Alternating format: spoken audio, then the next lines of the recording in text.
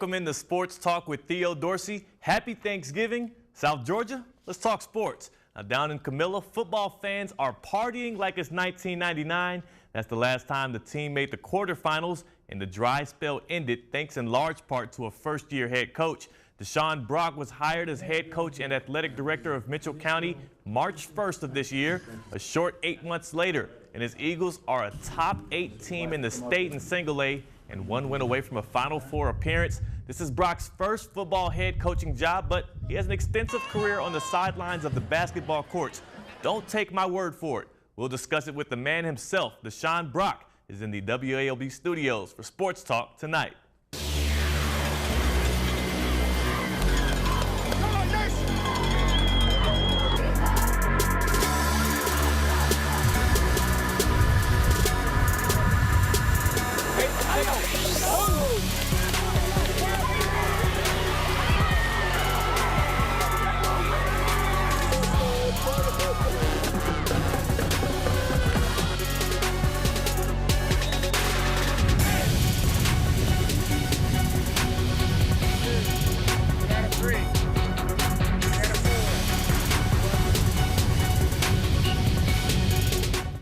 Welcome into the show, Coach Brock. Thanks for having me. Of course, of course. Now, he's the head coach of the Mitchell County Eagles, the 10-1 Eagles, in his first year as a football head coach. But you aren't just a football head coach. You're the athletic director at Mitchell County, and you have an extensive background in basketball and all things. But before I do that, I want to get your Thanksgiving plans. Since it is a holiday, the people at home are eating their turkeys with their families.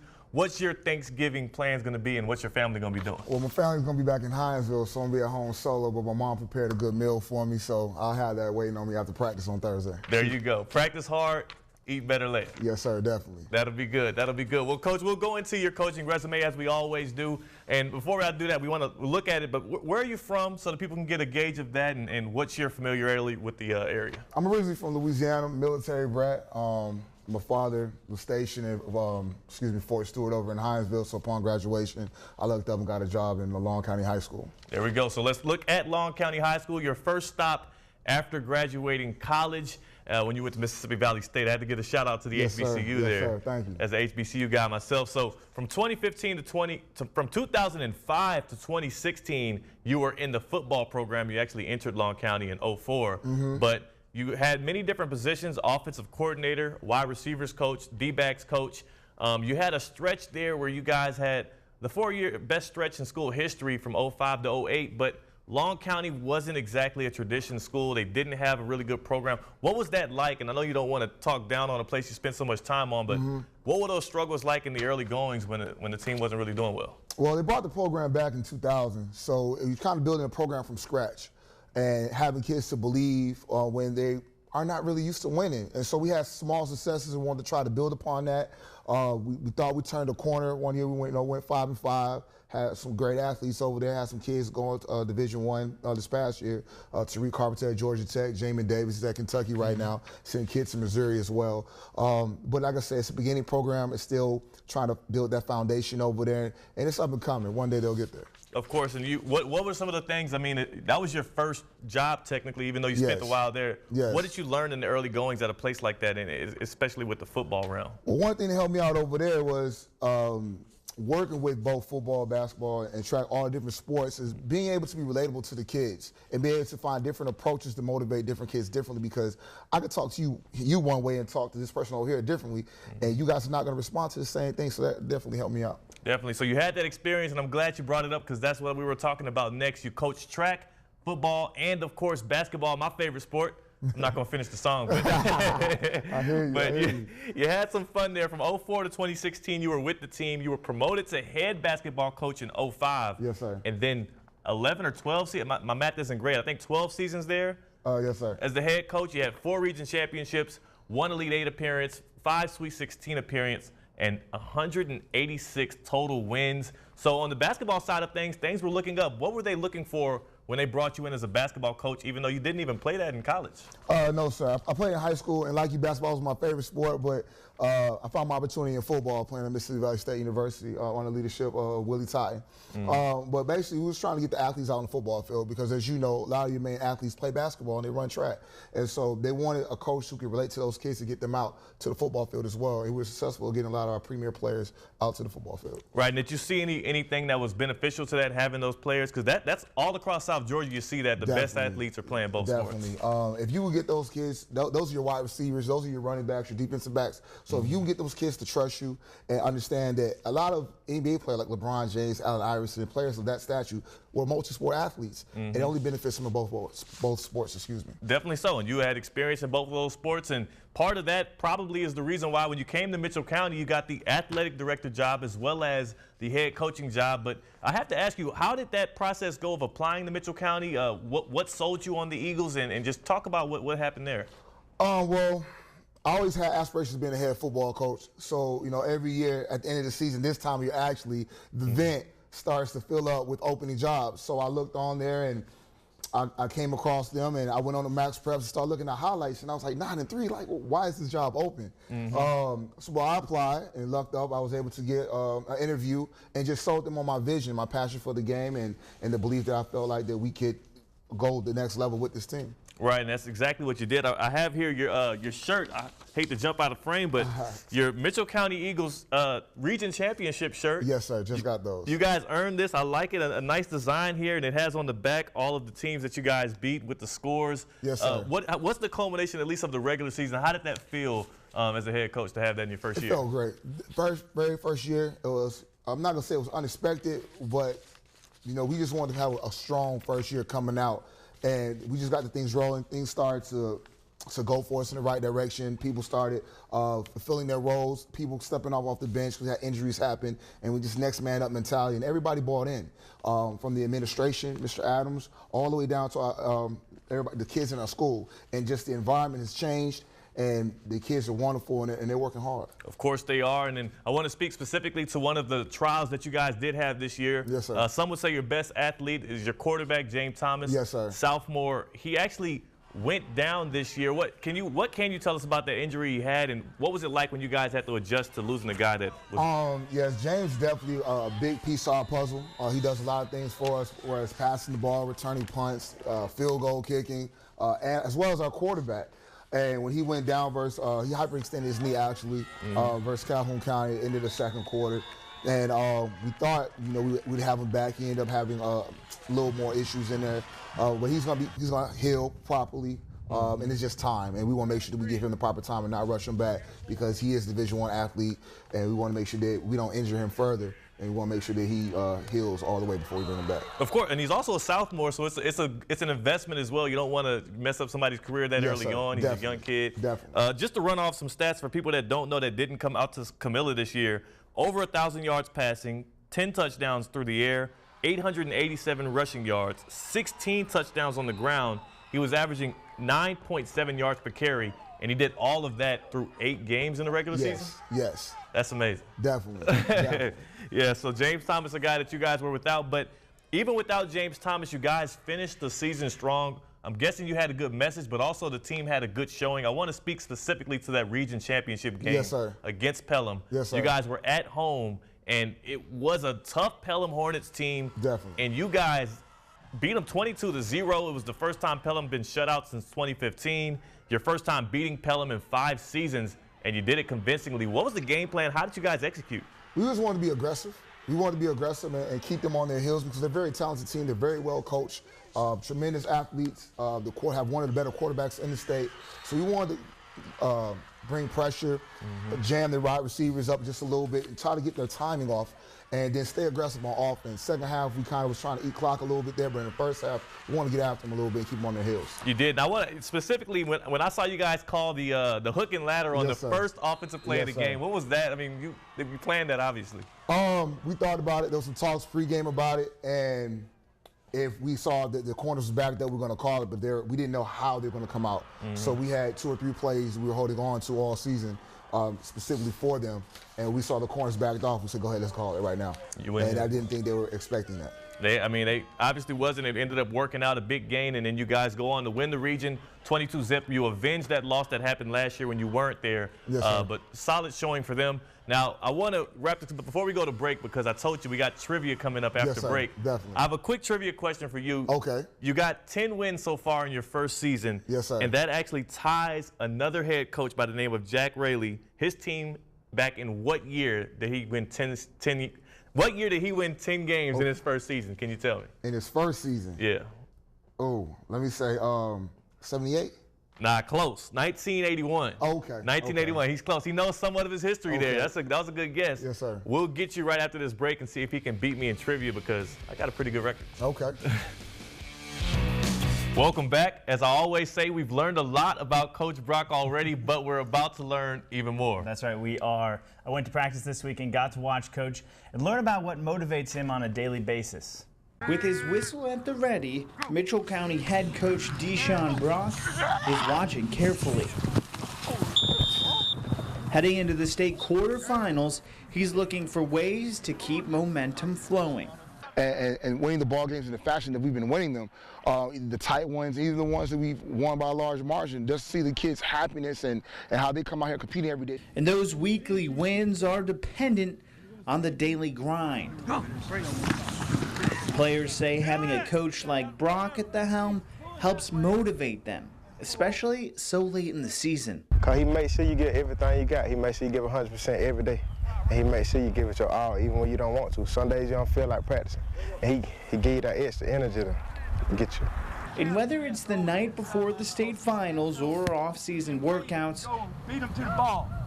Brock says he's always had a passion for drawing out the best in others. Coaching for a long time has been my passion. Even in high school, I volunteered at the Boys and Girls Club, volunteering, just, doing something that I love to do. Something he says others did for him when he was young. So in some ways, he's just returning the favor. I wanted to be the coach that I wanted growing up. I had a few coaches that I guess I could relate to and that I saw myself playing for. And achieving that goal isn't always easy, but it's proving to have created a winning formula. Now let's learn a little bit about Coach's family. His parents now live in Hinesville, as we heard, and he's originally from Louisiana. His dad was in the military, so he tells us he's a military brat, and he's lived as far away as Alaska, Germany, and Korea. Culture. All right, yes, exactly. We'll see how cultured here, because we're right in trivia now. Okay. And we like to call it Theo versus everyone, because that's exactly what happens. Theo takes on every coach we have, so welcome, Coach. Thank you. All right, here's how it works. I'll ask you guys a series of trivia questions. You just buzz in to answer, so you might want to get that a little closer there. Get that handy. And if you get it right, you get a ball, and the person with the most at the end wins. All right. All right, are you guys ready? Yes, sir. All right, perfect. All right, to start off, you'll have choices, this or that question here. So the NFL voted 31-1 at the annual league meeting to approve the Raiders' proposal to relocate to which city? San Antonio or Las Vegas? Let's Yes. get it. Come on, Coach. All right. You got to be quicker than that. I got you. Okay. He's getting the feel for it now. Yeah, all right. All right. Again, another this or that question. Which of the following was not a member team of NFL Europe? The Hamburg Sea Devils, the Frankfurt Funk, or the Scottish Claymores? Which was not a member? Frankfurt Funk. Yes, they were not. Really? I just made that up. But the Frankfurt Galaxy, if I'm not mistaken. Oh, Yeah, you're right. how do you? I lived guess there. so. I lived there. Every with another week team. he always asks. I did not know that. Questions. Okay. See, this is the cultured aspect comes into play here. More Okay, work for me. Work for me. All right, we'll keep moving. Jeremy Bloom is the only athlete in history to be drafted into the NFL Football League and either ski in the Winter Olympics or play soccer in the World Cup. Play soccer in the World Cup. No. Winter Olympics. Yes. Well, I'll take it. By default, I guess it's going to get it. we'll let it ride. I'll take it. All right, and now these questions, you guys are going to have to come up with the answers. I won't have choices for you. Okay. All right. What's the nickname for the Georgia Tech rivalry? Clean old-fashioned hate. Yep, Let's get that's it. true. All right, now we're tied here. No clue Let's on shout that. to Jake Wallace. He taught me that one. No clue on that. Happening this weekend, of course. Yep. All right. Schools from which conference are currently represented the most in the top 5 of the current NCAA football rankings as of last? ACC. Yes. What's I was up? going to say as of last weekend, but it's still kind of Miami? What's up, Miami? Yeah, there you go. All right. Turn over Okay. I need to get one of those on my sideline. So, yeah. Yeah. I need one of those. Yes, sir. All right. Now Theo's up by 1. We got one more question here Okay. before we head to a break. But which is the only facility in the world to host the Olympics, Super Bowl, and the Final Four? Coliseum? No. The only. The Georgia Dome. Yeah, that's right. Okay. Oh, wow. Oh, that's crazy. I asked that. I know because that the it's a Olympics is topical the only question. other. It's the But only yeah, other all right. Olympics. Right now, Theo's got a little bit of a Yeah, lead. This is got kind of me. a rarity, mean- but there's still a lot of questions left. We'll that's fine. see if Come Coach back. can get Come back back. into it Yes, after the sir. break. I mean, Welcome back. We're playing Theo versus everyone. We've got Coach Deshon Brock here from Mitchell County. Right now, Theo's up by just a couple here, but there's more than enough questions for Coach to get back into it. Yeah, I'm off this comeback real quick. Exactly, exactly. All right, we'll start back up with it. Name one of the things, and we're going to continue here with another Georgia Dome question. Okay. Name one of the things that we put in the place of the Georgia Dome in downtown Atlanta. what we already put in place? Mercedes-Benz Stadium. I guess that's kind of right. I mean, that's like 80.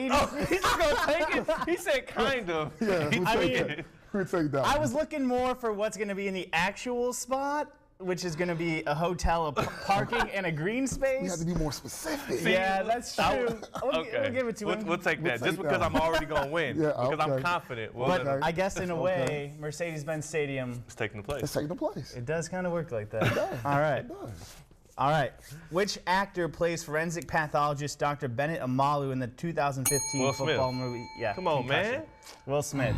All right. That's my favorite actor right there. No? We're on now the last question of the game. This one's worth 2 points though, Okay, so you okay, can I can tie it actually up. Okay. tie it up and Okay. just Good. block the win, which might be more important for Theo's ego than anything. All right.